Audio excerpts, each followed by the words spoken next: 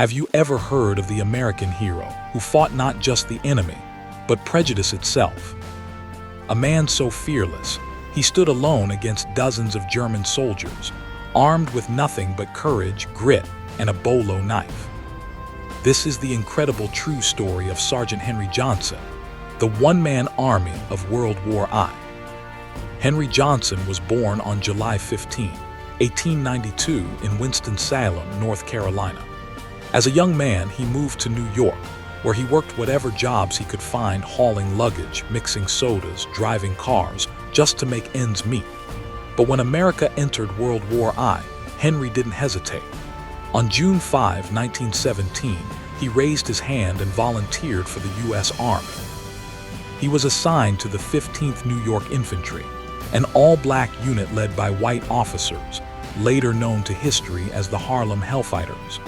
Despite their determination, racism followed them into the ranks. Instead of rifles, they were handed shovels, forced to dig trenches and unload ships while other soldiers went to the front. But fate had other plans. The French army, desperate for reinforcements, welcomed the 15th as brothers in arms. Renamed the 369th Infantry Regiment, they were finally sent to the front lines in France, to a lonely outpost on the edge of the Argonne Forest.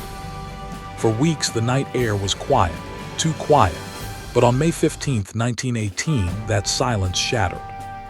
Private Henry Johnson and his partner, 17-year-old Needham Roberts, were standing guard when they heard a faint, sharp sound, wire cutters. The enemy was coming. Within moments, the darkness erupted with grenades and gunfire. Roberts was hit early, shrapnel tearing through his arm and hip. Bleeding and in pain, he lay in the trench, handing grenades to Johnson, who hurled them one after another into the black night. When his grenades ran out, Johnson grabbed his rifle.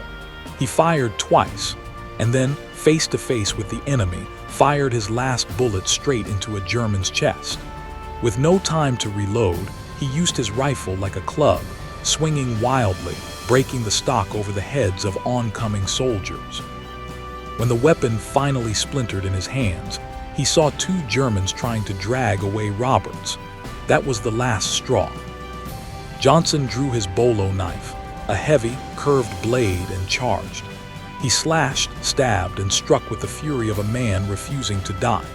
Surrounded, shot, and bleeding from 21 wounds, he kept fighting until the Germans broke and fled into the night.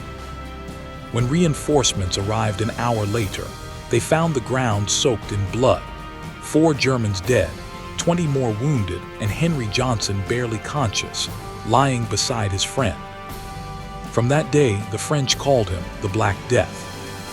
Johnson survived, but his battle didn't end there. He returned home a hero, but America didn't treat him like one. The army denied his injuries, denied his pension, and yet still used his image to sell war bonds. Forgotten by the nation he fought for, Henry struggled with his health until his death in 1929, just shy of his 37th birthday. But history has a way of remembering those who truly earned it. Decades later, his name was finally honored. The Purple Heart in 1996, the Distinguished Service Cross in 2002, and at last, the Medal of Honor in 2015. President Obama said it best. "The least we can do is say, we know who you are. We know what you did. We are forever grateful." Henry Johnson's courage lit a fire that no bullet could ever extinguish. A reminder that real heroes don't fight for glory. They fight for what's right.